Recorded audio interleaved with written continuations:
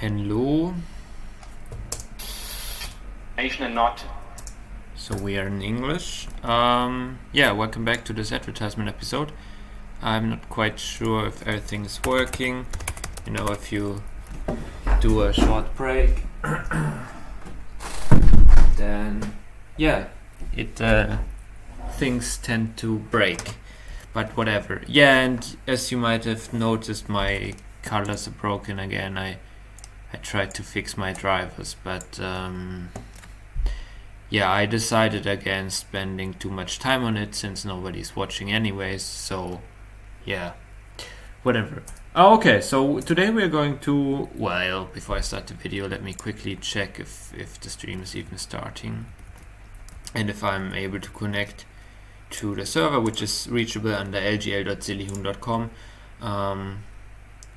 Come and join, play for free, play without rules. And do I have frames? Oh, do I have my resource packs here? Yeah, weather,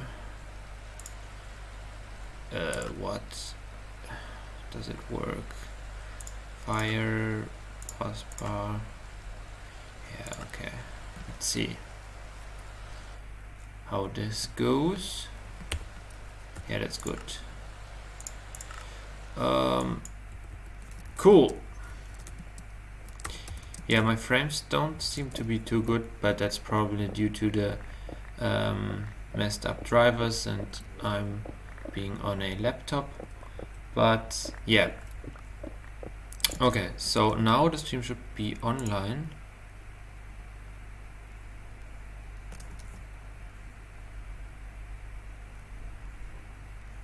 I don't know. Is it?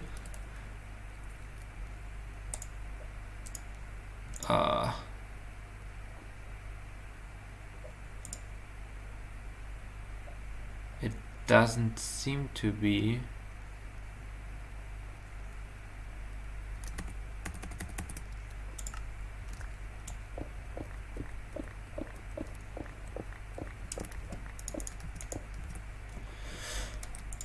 Okay.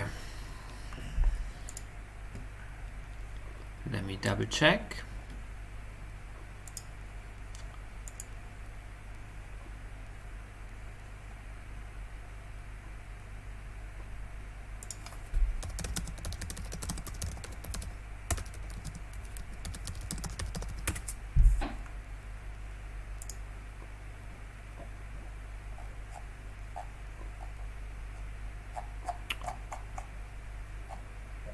Yeah, I don't know if the new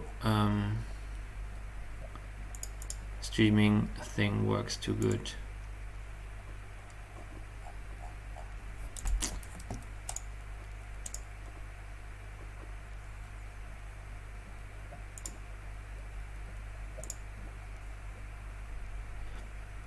Oh, it's live_dashboard. I should remember that link. Oh, and here I'm live. Yeah, what?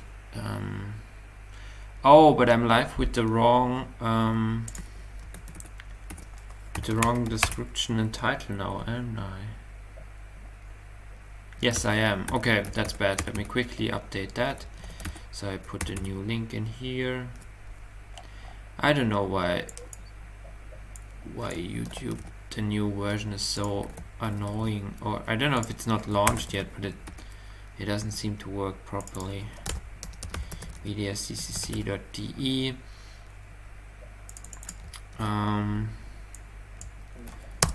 Cool. So now the title should be updated. It actually is. Okay, cool. So now we are up and running with a proper title. That's good. Yeah, fucking YouTube. Alright. So something to say about the server.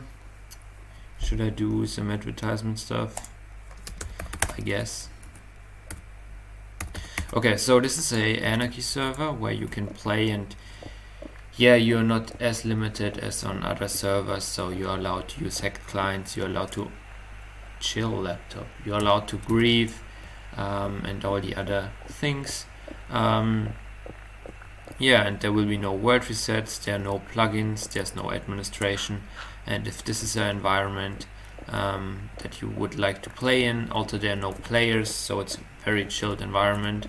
Yeah, then come and join Lasergurkenland. The current address to connect, or the current domain, is lgl.silihun.com. In case of a change, just search for Lasergurkenland on the interwebs and you will find updates, I'm sure.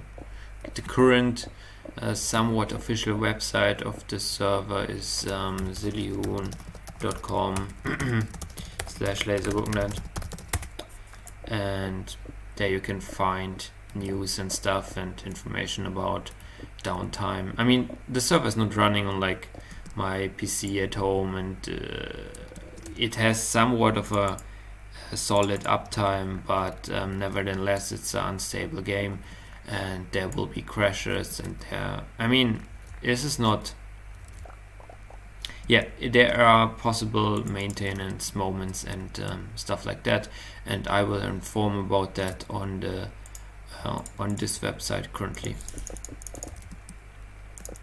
Yeah, so that's that, and yeah, cool. I guess we can actually start the. What is hitting me? Are you kidding me? Well, we can start the talk. Today we're going to watch something from the mediaccc.de channel, which is a German tech conference, and they upload their talks to YouTube as well as on their website. And I'm now going to play back one of their talks. It's it has the title 30. I'm out of exercise. That's not something you say in English, right? I have no idea, boys. But if you're German, you know what I wanted to say. But whatever. The title is 34C3 Decoding Contactless, in parentheses, card payments. So I'm going to now play back this talk on a second device, so you will have horrible audio quality. If you're interested in the talk and you want better audio quality and even some video and want to see the slides and the speaker, go check out the link in the description, and there you can find the original. So if you're interested in this Minecraft server, go join lgl.silihun.com with a premium Java edition Minecraft client, and yeah, I hope to see you in game, and I'm now going to start the video.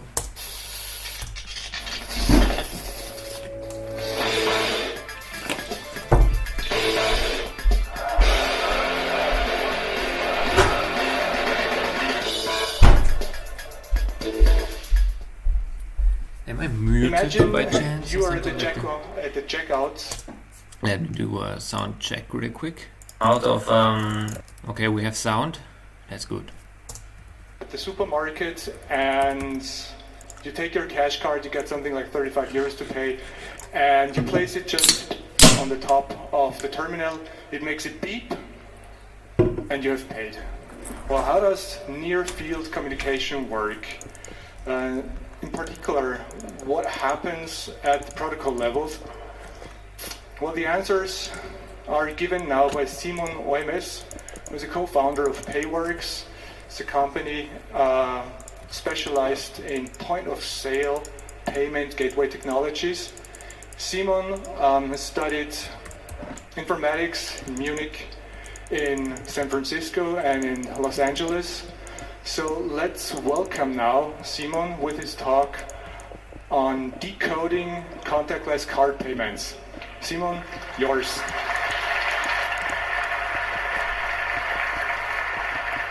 Well, thanks a lot. And yeah, what a crowd. Welcome everybody. Thanks for joining tonight. And tonight I want to talk about contactless card payments and how we go from like inserting a card to tapping a card to in the end just tapping your smartphone. And full disclosure, I'm not talking about like exposing new security risks in that format, and also I'm not going on the lowest level of the EMB protocol, which is basically below running this. But I rather want to focus on the status quo. How is basically a contactless card transaction working? How do we do Apple Pay? How do we do Android Pay? What is involved there? And why is it now possible to actually take a card and clone it to your smartphone? Something that the chip card should actually prevent you from doing. And just to give you some context where this is coming from, I work at Payworks, where we run a payment gateway and develop tools for making transactions easier for developers to integrate. And over there, I'm mainly responsible for integrating new terminals, connecting new banks. And I want to take the motto of the Congress, Tuvat, and just Tuvat, and give you some insights in what I learned while working on that. Yeah, let's get started with this.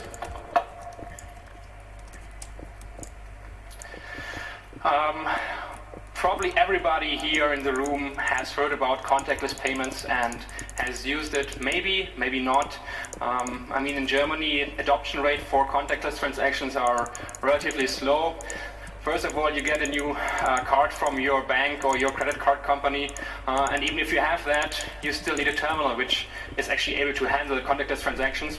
And if you then finally do a contactless transaction, the cashier is looking at you very curiously and saying, well, that's not how it worked basically before.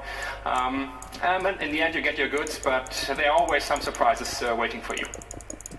And what we are looking at tonight is basically, first of all, what makes a contactless transaction? The blueprint, what stages do we go through? And then we need to discuss ways of actually converting your smartphone into emulating or simulating a contactless card. In addition to that, I want to talk a little bit about making payments a little bit more secure at the point of sale, or on the e-commerce side in general, where we talk about tokenization. And then we have all the information that we need to actually look into Apple Pay and Android Pay. And in the end, I just want to give a quick look out on how I could envision the next steps when it comes to contactless transactions and transactions at the point of sale in general.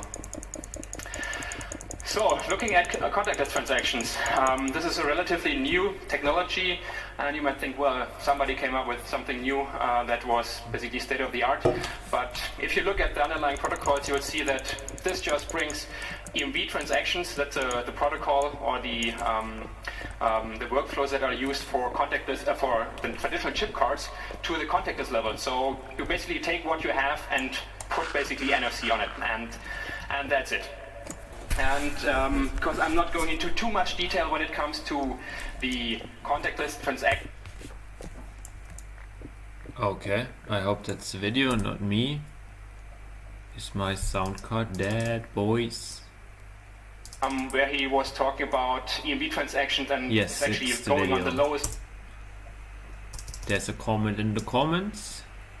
It has likes. Good. Level, looking at the specs, looking at the protocols, and what actually makes a transaction work in the end, what data elements are involved in there. But for us, it's important to first have a look what is actually, or who is actually involved in an overall transaction. And this is not only true for a contactless transaction, also a contact transaction using a chip card is basically using the same entities.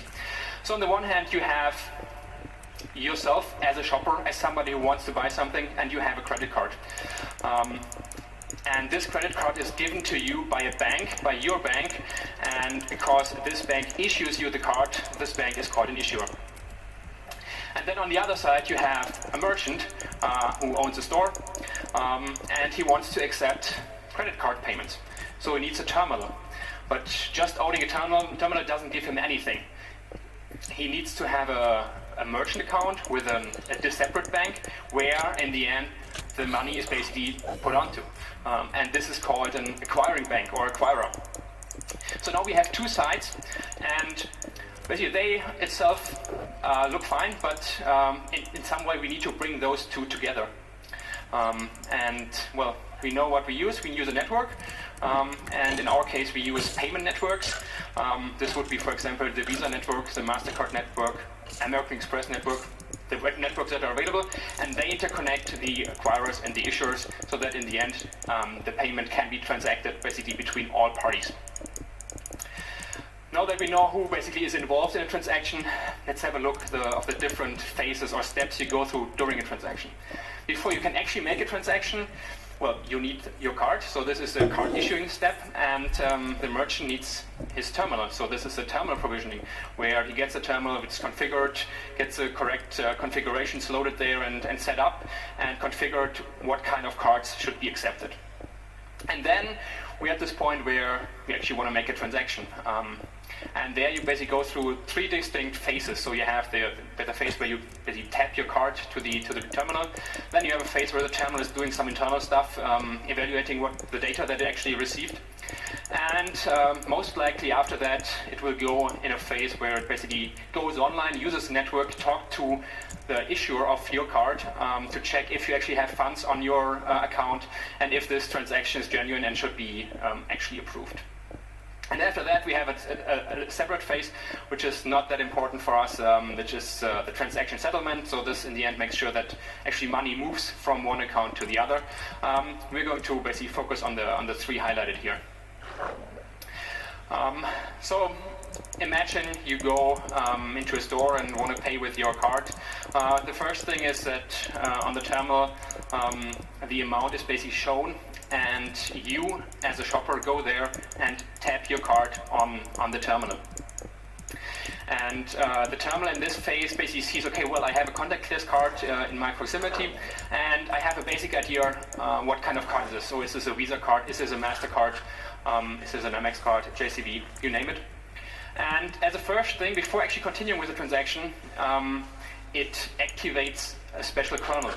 And what a kernel is an implementation of a payment workflow that is specified by the schemes. So Visa mandates a different workflow, how the card and terminal should interact as part of a contactless transaction than MasterCard, for example. All this was easier during a normal chip transaction because there was only one kernel. Now we have 7 or 8 kernels, and each payment scheme has its own kernel. And after the correct kernel has been loaded and activated, the kernel now drives the transactions between the card and the terminal. And the next phase is then the data exchange phase, where the terminal asks the card for some data to be given out in order to complete a transaction. And what this normally includes is, first of all, the account data. That's the credit card number, expiry date, information like that, which is crucial for actually routing the transaction to the correct bank and making the transaction work in the end. You get a signature on specific data elements that the card generates, and which allows the terminal to check if the card is an actual payment card. And the card also generates a cryptogram that's in the end a cryptographic hash that allows the issuer in the end to verify that the transaction is genuine and that it's like a recent transaction, not a replay, for example. And all of this basically just happens between the card and the terminal at this point. After that, you can remove your card, and that's also one of the big differences already. If you would do a contact transaction with a chip, the chip card needs to be in the terminal until the complete transaction is done. Here you can already remove it, and you don't accidentally wiggle with it and trigger an abort. So this actually provides some more usability features also. The next phase we're looking at is then what's happening on the terminal, and at this point only the terminal is doing something. And first of all, it checks if this card should be accepted at this location. Could be that the card should only be used domestically in a country, but it's not the country of the merchant. It could be that this card is an ATM card and shouldn't be used at a retail location, for example. And those things are basically checked first. As a second step, the terminal is verifying the authenticity of the data it received from the card. And for that, there is a public key infrastructure in place. At the top, there is a root CA from the payment schemes. And below that, we have a CA from the actual issuer of the card. And then we have certificates which were put on the card itself. And basically as reading data, it got this kind of signed data, and using public key infrastructure, the terminal can actually check if the signature that was created by the private key on the card was provided or created by an entity which at some point was signed by the root CA. And then, as a last step, there is this phase of a customer verification. You probably all know this. You go in the supermarket, pay for a couple of things, and in the end, you're asked for a signature or a PIN. New with contactless transaction is that if you're below a certain limit, you're not asked for anything. But nevertheless, you are going through this phase. And most likely, especially with contactless transactions, at the end, the terminal decides, well, I should go online and check if this account is actually valid, has the funds that I want to get from it. And then the terminal starts like a chain of transactions or of hops. And the terminal sends the data, including the account data and this cryptogram, to the actual acquiring bank. And from there, the acquiring bank sends it to the global payment network. And based on the first digits of your credit card, the payment networks know what the actual issuer is, because every issuer has assigned a specific number range. And then in the end, the issuer receives this kind of data, sees the cryptogram, and basically is able to verify that this is a genuine transaction made with the card that it says it is, and checks if the funds are available, and then hopefully approves the transactions in the end. And then this basically goes from the lowest end back to the terminal. It shows approved, and in the end you get your goods and can leave.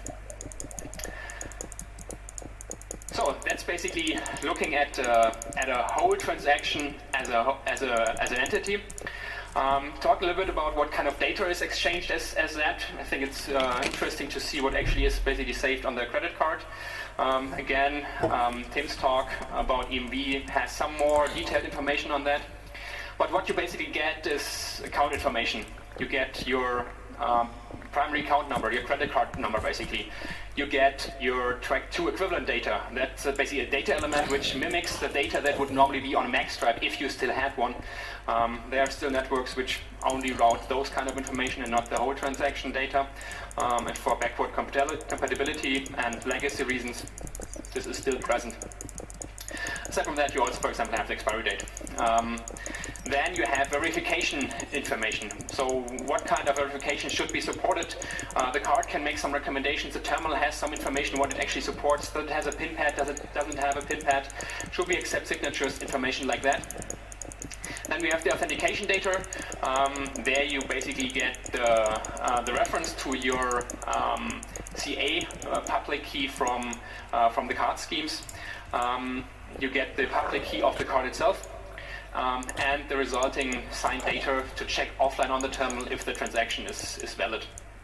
And then you have the authorization data, which is, aside from the card information, the amount and currency, which is crucial. In the end, you want to get basically a specific amount during the transaction. And then you add the date and time, the cryptogram, which allows the issuer to verify that this transaction is genuine. And basically that's basically the information that's used during a transaction. The format or the protocol that is used for the communication between the card and the terminal is ISO 7816. That's basically what's normally taught between card reader, any card reader and a chip card. And the payload is BER TLV encoded. It's like an self-encoding format which allows you to add more or less data as part of your communication. And we will talk about the communication then between the terminal and the acquirer or the entities behind that. You have mostly an ISO variant of ISO 8583, especially with the acquirers, but also banking networks use this. And that's a bitmap-based format, which has very weird bitmap combinations and is a pain to debug if you want to send a valid message there. So comparing NFC to ICC, why should I use it? What's the benefit? Why actually go for it? So normally you have a lot faster transaction times. There are timing limits on how fast the card and the terminal need to interact in this first interaction phase. And you can also remove the card already after this phase, and this is normally completed within a second. You also get some benefits when it comes to verification methods and limits. So they introduced or rediscovered something which is a no CVM. So this means you don't have to provide a signature or a PIN. And they introduced a limit under which you don't have to basically provide anything. In the end, this was probably added to ease or to incentivize you as a shopper to use contactless transactions. But then again, we also have legacy, and this means that NFC transactions run in two operating modes. EMV mode, which is basically upgrading ICC transaction to contactless. And then we have Maxtrap mode for those networks back then in the US, but also in other countries around the world, which only can route Maxtrap information and not EMV or ICC information. And there, this relies heavily on just using track 2 equivalent data. So now we have seen how a contactless transaction is made, what steps we go through, what is required as part of data elements for actually making a transaction. Now we want to talk about how can we actually make a smartphone simulate or emulate such a card. And not everybody should be able to just do it and say, well, I want to have my card on my phone, and that's it. And there are two distinctive ways on how you can do this.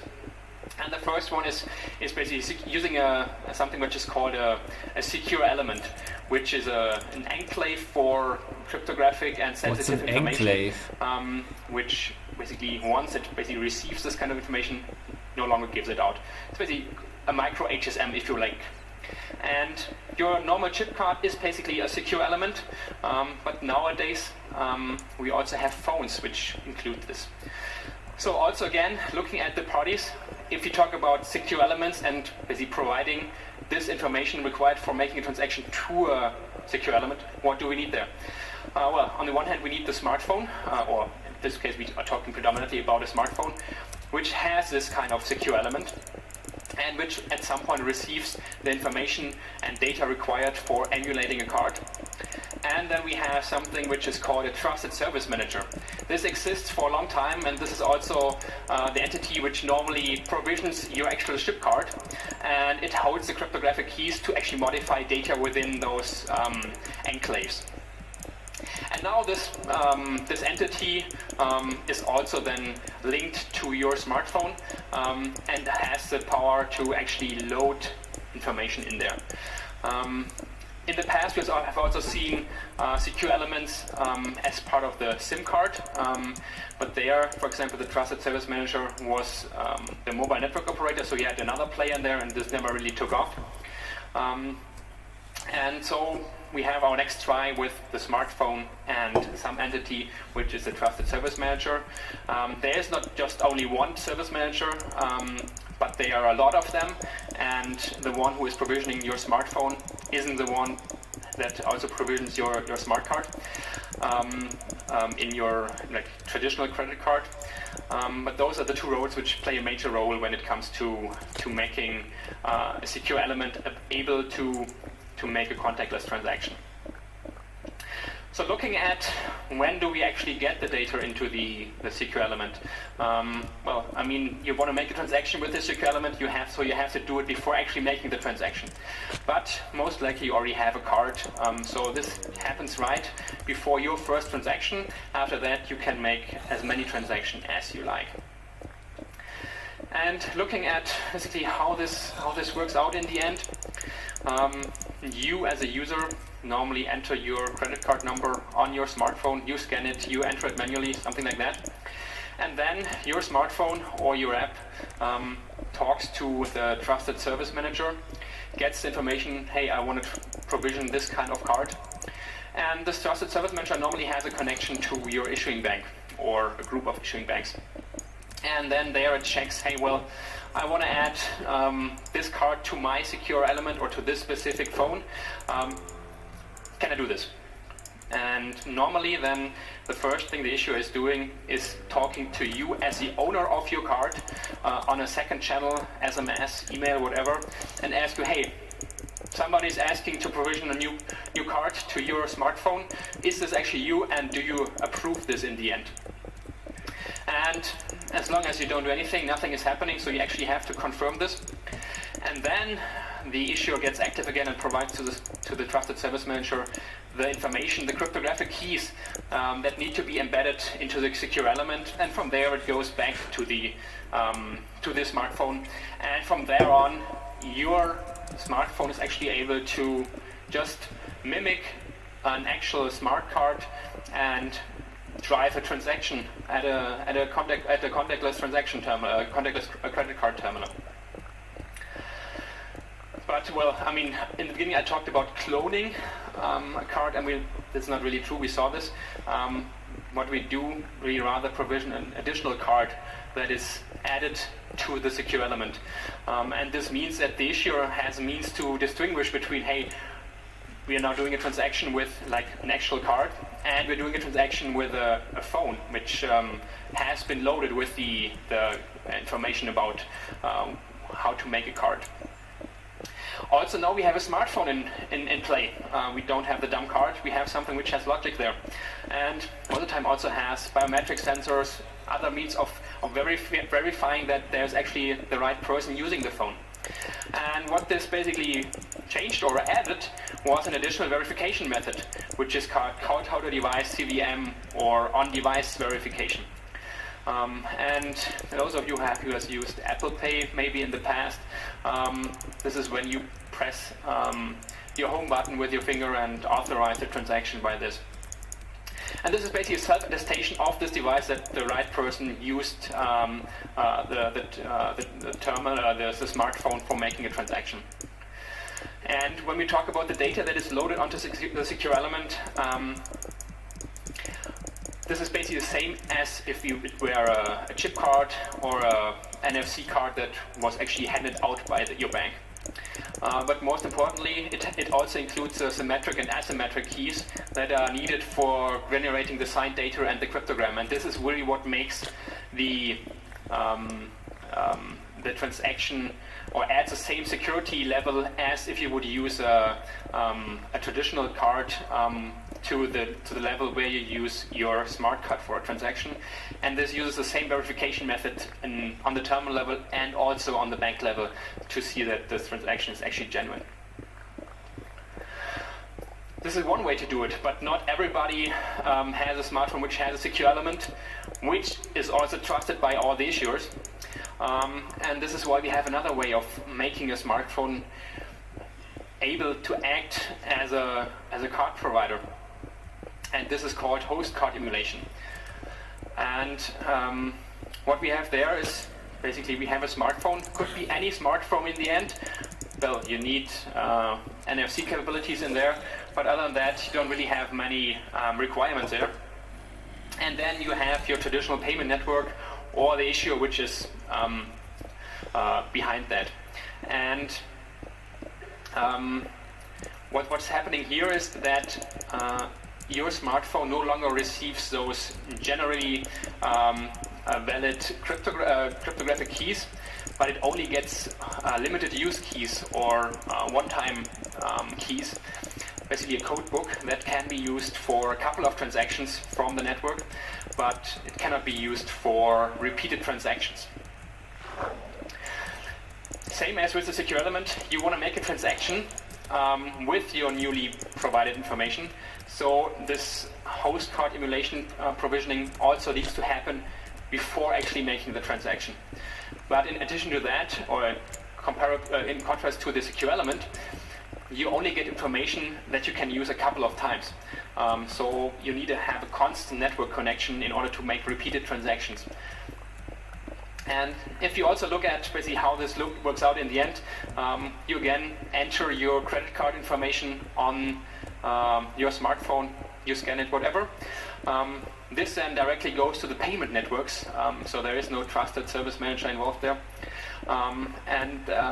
Then depending on the solution you're using, either the payment networks themselves generate those one-time key that can be used for making a transaction, or this is also forwarded then again to the issuer, to the one who actually gave you your card, and they are then generating those limited keys, and they are then basically handed up again to your phone. But the data that you receive isn't really stored in a secure element. It's stored within your application data. So, comparing those two methods, HCE versus SE provisioning. One of the benefits of HCE is that you don't need a totally secure environment. But if you have it, you can still use it. So you can also put your one-time keys into a secure element, for example. And normally with HCE, you only get limited use crypto keys, which are then stored within the app, and which need to be renewed every now and then. And this is also then the catch here. Well, what happens if your smartphone doesn't have any cell reception and you want to make a couple of transactions?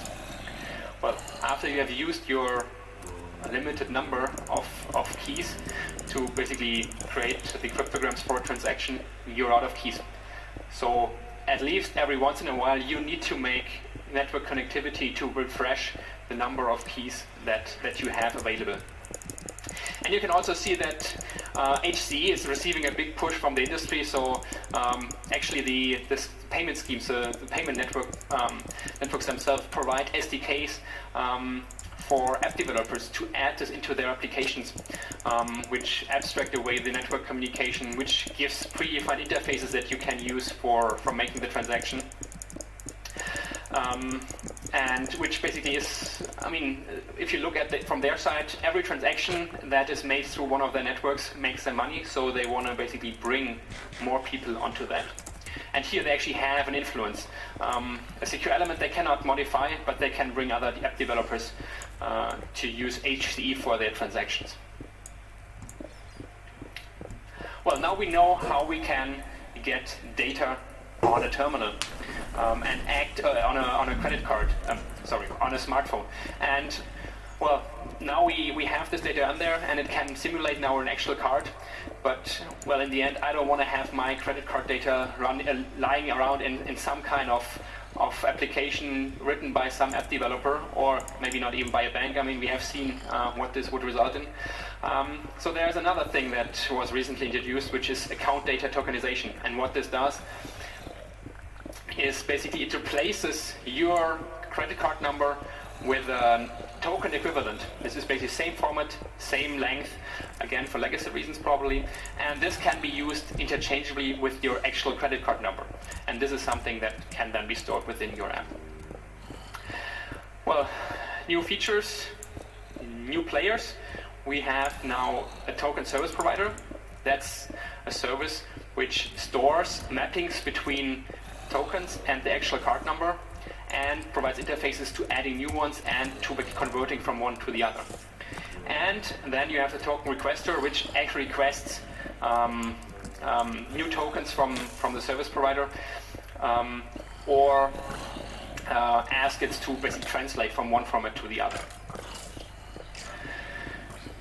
Luckily, this happens in the same phase as if we would do HCE or SE provisioning. So you also want to basically convert your credit card number to a token before you actually do a transaction. And what this then looks like is that you have your phone which knows about your credit card that you want to use. This then goes to the token requester, which for example could be Apple, could be Google. And what they do, they add some information about who you are, maybe your credit history with iTunes or something, or the App Store. And they then talk to a token service provider and provide them with the card number and basic information how they know you. And they then talk to the payment networks. and from there it goes into the issuer, and the issuer can say, well, okay, this account is existing, is valid, and it's okay to add it as a token basically. And then this okay on the account goes back to the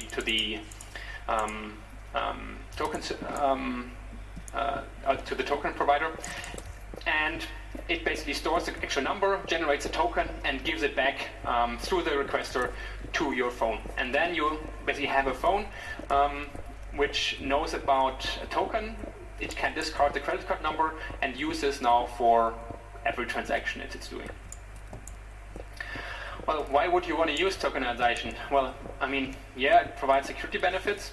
So the account number is no longer basically used outside of payment networks. The other benefit is that you can limit the scope on those kind of tokens. So you can say, well, this token that was requested by Apple, so this is only valid for point-of-sale transactions using NFC. All other kind of transactions through Amazon, through a Mastercard, are declined because it's not intended to be used like that. And the other benefit is that the tokens can be revoked individually. So for example, if you have two devices and you load your same credit card on both devices, they will receive a different token on each device. And that means if one device is compromised, you can basically cancel this token, but your other ones are still working. And your actual credit card number is not compromised because it's not saved there. Think of it of an app-specific password if you use two-factor authorization. Something that you give one entity, which you can revoke all the time without affecting the others. And the other benefit is that you can use a token not only for point-of-sale payments, you can also, for example, use this in an e-commerce context on Amazon, for example. All right, so we know about how can we make a phone act as a card. We know how we can make this a little bit more secure. And this is now where we can look at Apple Pay and Android Pay, because they use actually those kinds of information. Making it short, Apple Pay uses the secure element on the iPhone that you have, and in addition applies account data tokenization. And as a result, you get Apple Pay. And if you look at Android Pay, this is rather similar, but they don't have a secure element. We have a fragmented market where you cannot make any assumptions. And this is why they basically are betting on host card emulation. And in addition to that, they are also applying account data tokenization. And in the end, this is Android Pay. If you now look at a transaction, what kind of workflows are happening there? What kind of data is exchanged? Let's assume we already basically went through the initial stage of presenting a card, or presenting your phone actually. We get rid of the card. So we presented the phone to the terminal, it read the data, and now we're in this online phase where we actually want to talk to the issuer.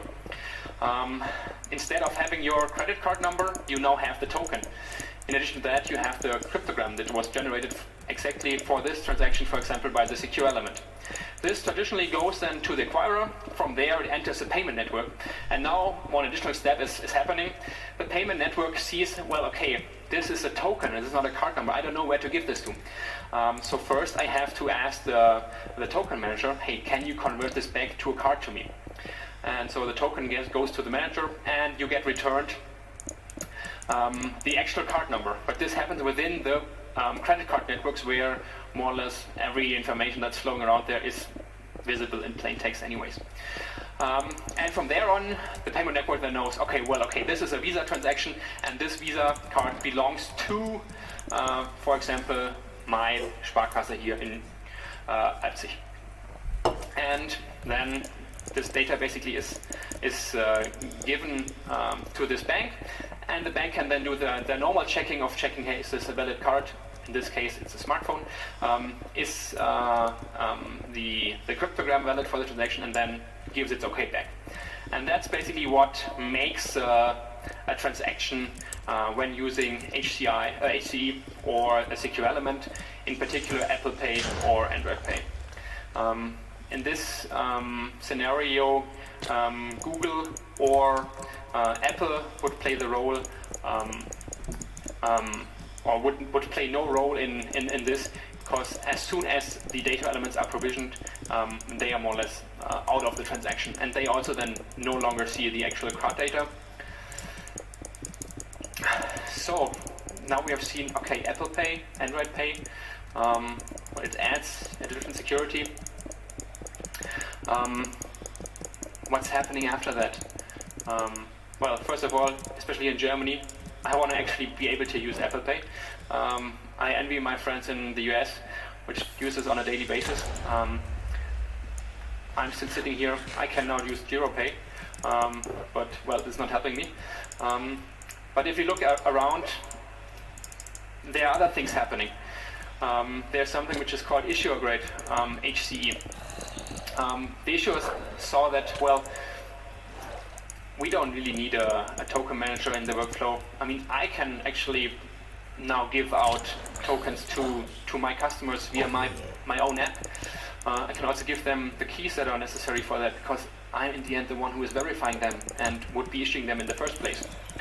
And this also enables those issuers to give out cards, but cardless, just provisioning a card to your actual phone without sending you a physical card. We've also seen alternative payment methods. I mean, traditionally banks are slow to adapt to new technologies, and then there were other players which basically came in. For example, especially in the Asia region, we have new ways of making a transaction which removes the card and the terminal altogether, and then we end up with Alipay or WeChat Pay, which just uses a QR code on the phone and an application on the phone of the merchant to make a transaction. And another thing, well, I mean, legacy for the win. Those are big networks. This enables you to actually use your card in Germany, in Spain, in Mexico, in the US, in Iceland. This will not change overnight. There are too many parties involved, and everyone has their own agenda there, so probably in the next years we see alternative payment methods, but we'll always see credit card terminals, credit cards, and smartphones acting as credit cards. And to finish with a personal touch, I work in this area. Yes, I know it's a very slow progressing area. It uses a lot of legacy code, but in the end, this is the best playing field for you to actually improve something, to find new areas where you want to improve, and this is actually why I got into this. And with that, I want to thank everybody, and thank you.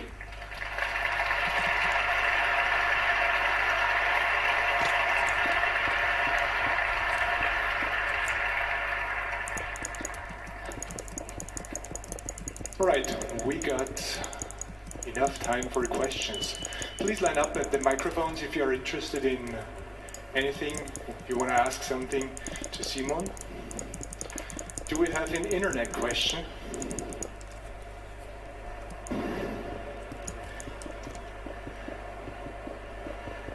Apparently not. So, microphone number 3, please. Yeah, thanks for all those insights. That was great. You mentioned that the token requester adds some data, like credit history or something, when they want a token. Could you briefly explain why this is necessary, what this information is used for? Well, in the end, this information, well, for example, if you talk about Apple Pay, let's use this as a combination. Apple has a history of, if you're actually a recent user of this card, if you have used it for a long time, how credible you are. And this is just used for making sure that a second card is issued to the right person. In the end, this is the most likely attack scenario for Apple Pay, for example, that somebody is using your card and add a second one to his phone and not to your phone. And those kind of information is just making sure that the right person actually use or requesting a second card on their phone. This is kind of a fingerprint.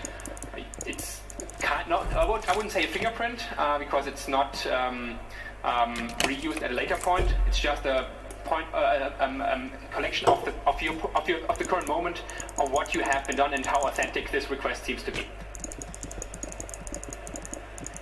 All right, for those who are leaving, please a little bit lower down your voice and the noise we still have going on here. So microphone number 1, please. Do I see any difference as a customer if I use a secure element or just host card emulation? So the maximum amount, or what happens in case of fraud, or what happens if the Android phone is rooted? Mm-hmm. So this depends on basically the provider of the HCE solution. In general, they are on the same level. But the one who gives out this one-time key could limit them to certain amounts. They normally also limit how many one-time keys you normally get at a certain point, so 5 or 10 is normal. And yeah, you're right, if your phone is rooted and somebody else gets access to those, they can be used for actually imposing playing imposter and making a transaction. But this is limited to like the ones that you receive. This is actually why you limit the number of tokens that you get for HCE, because they're not protected as if you would be using a secure element. Then the bank blaming me, or is it? So well, this is an interesting part. I don't know about any case, so I don't know. This probably is a case-by-case analysis. Okay, let's move on to microphone number 6. There's somebody over there. In case multiple cards are within wireless range, is there collision detection and card enumeration applied, or is it just a general error and nothing happens? So yeah, this is detected. The guys who basically invented the contactless specs said, well, okay, if we detect a collision, we say, well, just present one card. So you get an error message indicating to you as the one who is providing the cards, hey, please just provide one card and that's it. Probably to make it easier to differentiate which card should actually be used and not adding a new selection interface to basically prolong the transaction in the end. So I can't present my entire wallet. You can, but this will not work. All right, microphone number 2, please. Hi. If you go back to the secure element provisioning step, it would be nice to see that on the screen. Let's have a quick look.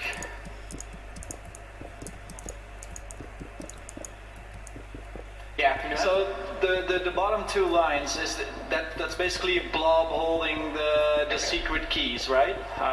So what the issuer gives back to the trusted service manager and then to the secure element is basically a standardized blob, if you want, which holds like the private crypto keys for the asymmetric and symmetric encryption.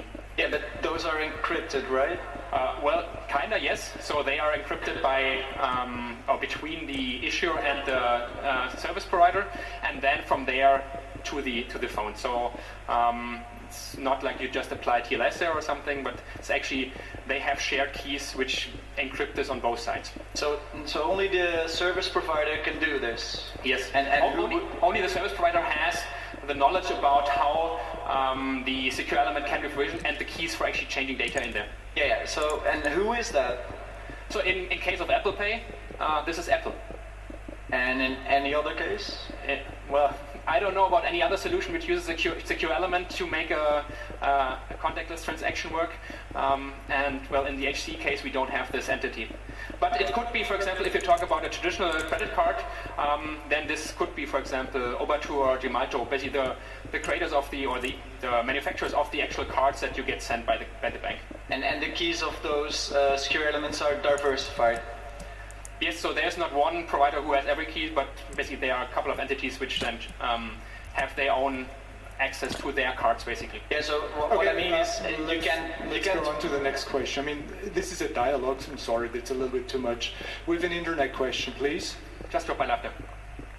The internet wants to know, are tokens static on a device, or are they ever updated, and would there be an advantage to changing them? So the one-time keys that are sorry, we're talking about the tokens.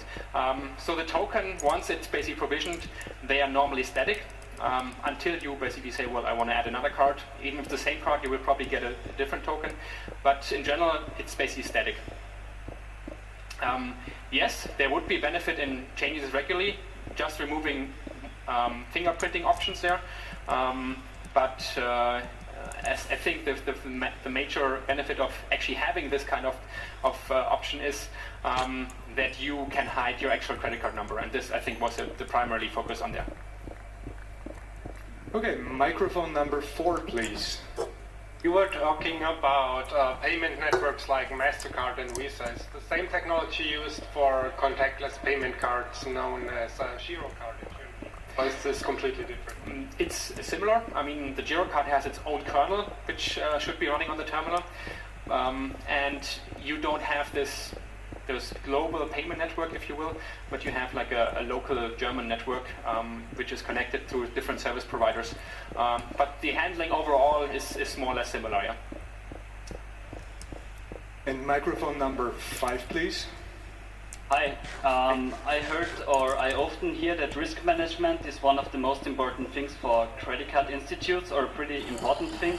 Do you have any experience in this, or do you know if there really is so much money stolen from the credit card institutes or during the transaction? Well, I think you have to differentiate. I mean, there are credit card issuers or companies who have been doing this in a long time, especially in Europe. They are very keen on checking the data as part of the risk management. When EMV was introduced in the US, there were instances where the bank introduced EMV, but they didn't check any data, so you could just send in transactions, they would be approved. So yes, this happens from time to time, but if the correct checking is implemented, then this is very hard. Okay, let's get back to microphone number 3. Hello. I think you forgot to mention another alternative. You can pay with the phone or nearly pay with the phone, because some banks are also issuing near the card the near-field communication sticker that you can just put on the back of the phone and it works even when you don't have the signal. Isn't that the easiest way? Well, this works, and yes, you're right, this is also one of the options that you can use. In that case, you doesn't even necessarily need a phone, you can stick this to anything. And true, this is like a key fob or something that you carry around with you. This also works. This has been tried in Germany, for example. The network operators, T-Mobile and so on, have tried this, but it didn't reach critical mass and never took off, and then they buried it. I guess this is now the next try of getting it to the masses. My country in Slovenia, that's released by the bank, and okay, you can play with it. Well, this is just an alternative then to the actual credit card, yes. Okay, number 1 microphone, please. Okay, so when I got my one of the last cards a couple of years ago, before the first time that I could pay contactless, I had to pay with a contact. I had to insert the card. Is there a technical reason for that? In general, no. I think this is just checking that everything is okay and that the account is still available. Otherwise, you could, for example, use this card for below contactless limits without needing any PIN or anything else. I think this is just a first risk check, but there is no technical reason for it. And microphone number 6, please. When using host card emulation, how do the limited use keys get updated? Does that require cardholder interaction? Does it happen automatically? So this normally happens behind the scenes. So you as a user of the smartphone don't see this. This happens basically asynchronously in the background, and whenever the phone sees, well, or the application sees, well, I'm running out of keys, it refreshes them. Let's go to microphone 2, please. Hi. Could you elaborate a bit on why the banks are pushing more for host card emulation than SE? I understand why Google uses host card emulation, but the banks are a pretty powerful entity and could basically put their weight behind forcing manufacturers to use SEs. Why don't they? So, from what I understand, yes, they couldn't put more force on that, but in the end you also need manufacturers who want to support it. And if you're looking, for example, at Android, it's pretty fragmented. There might be one manufacturer who adds a secret element to their phone, but, well, first of all, you need to basically be able to cater then for markets and sell it in markets. So me here in Germany, it doesn't help me if a Chinese maker is adding this to his smartphone. And I'm also not so sure how much I would trust this implementation. So a secure element is basically has the same capabilities of a card. So you really need a trusted entity in there. And this is, I think, why the issuers basically focus more on host card emulation, because they can actually influence it. They don't have any external requirements of some manufacturer adding some stuff there. For example, with Android, they just need a recent handset with, I think, Android 4 Plus, and then they're more or less good to go. Thanks. All right, any questions from the internet?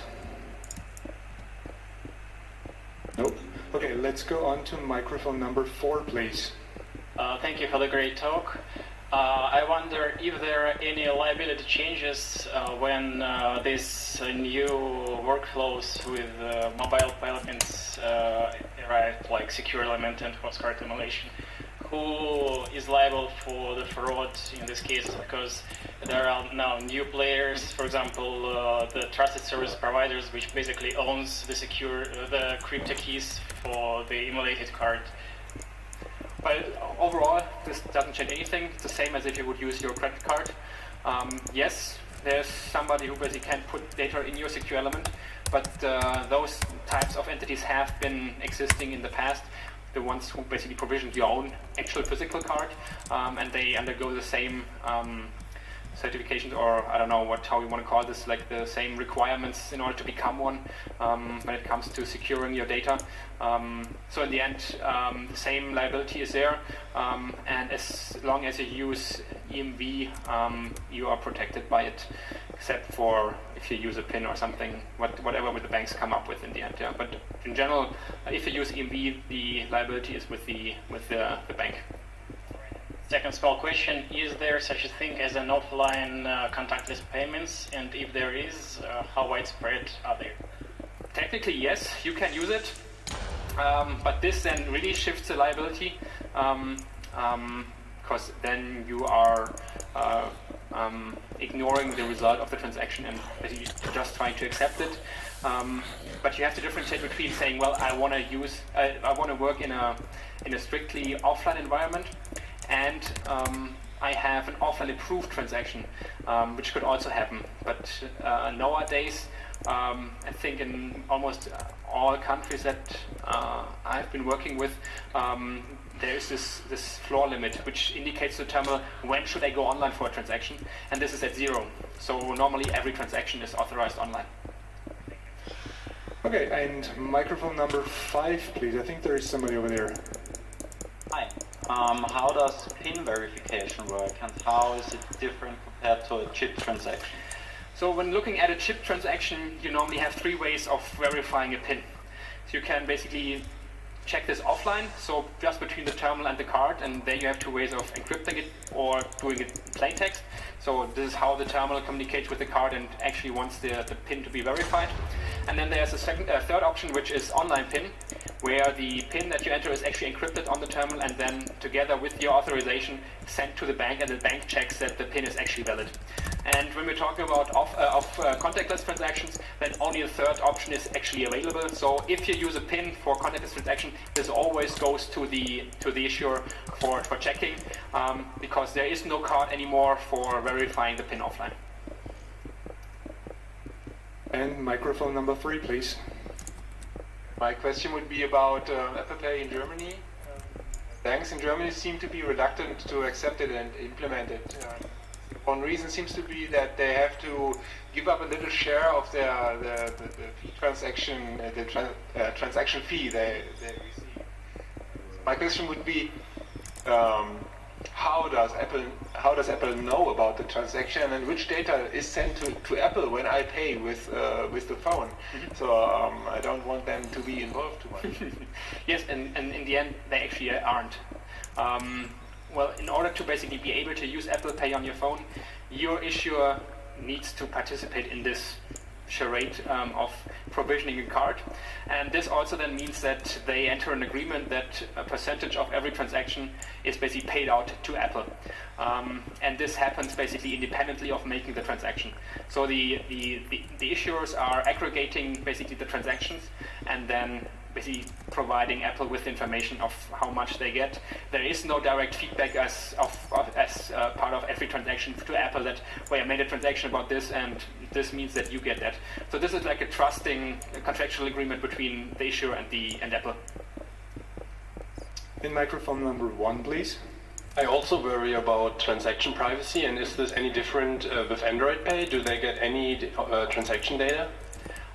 So this is kind of similar. Also there, in general, Google doesn't get any transaction data.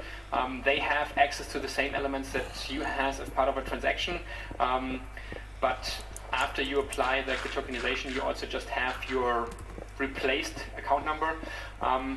In theory, they could do more. To be honest, I don't know 100% what they actually store and what is basically transferred as part of a transaction. But I would assume that this is similar to what Apple does, because this is a highly sensitive topic, and if there's any wrongdoing there, then this would create a real shitstorm. Yeah. Okay, we're getting time. There's one more question left, as it looks like. Please, microphone 4. Hello, thanks for the great talk, but I think you missed something. Okay. Yeah, and maybe I missed it, but you never mentioned number 26 with this QR code paying. Well, I would say that's basically similar to the alternative payment methods which basically come up. And this is a way where you no longer need a card actually. You just need your smartphone to display a QR code. And this is then scanned at the cashier system, and this basically includes information of making the transaction. Yeah. Yes, you're right, this is a valid way of doing this, for example, in Germany. But I wanted to focus on actually making like cloning or making card payments with your smartphone as a replacement for a normal credit card, so this is why I didn't focus on that. Okay, thank you. Okay, thank you very much, Simon. Apologies again for the small delay. Thanks a lot, yeah. Okay, so that's it for this talk, which means that's also it for this advertisement stream. I hope to see you in game very soon, and yeah. Bye.